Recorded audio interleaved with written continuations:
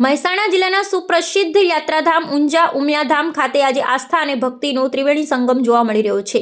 આજે પૂનમનો પવિત્ર દિવસ હોવાથી વહેલી સવારથી જ માં ઉમિયાના આશીર્વાદ લેવા માટે ભક્તોનું ઘોડાપુર ઉમટી પડ્યું છે।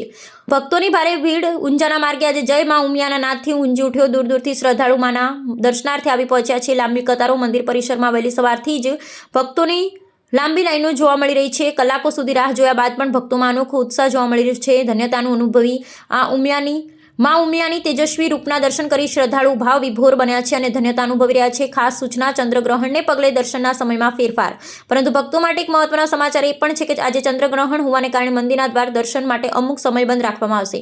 સમયની ખાસ નોંધ લેવી, આજે બપોરે 2 વાગ્યાથી રાત્રે 8:30 વાગ્યા સુધી માતાજીના દર્શન શ્રદ્ધાળુઓ માટે બંધ રહેશે। જે ભક્તો દર્શન માટે જવાનું આયોજન કરી રહ્યા હોય તેઓ આ સમય મર્યાદાનું ખાસ રાખે જેથી કોઈ મુશ્કેલી ન પડે। રાત્રે 8:30 વાગ્યા બાદ મંદિર ફરી ભક્તો માટે ખુલ્લું મૂકવામાં આવશે। અહેવાલ કાર્તિક પૂજારા।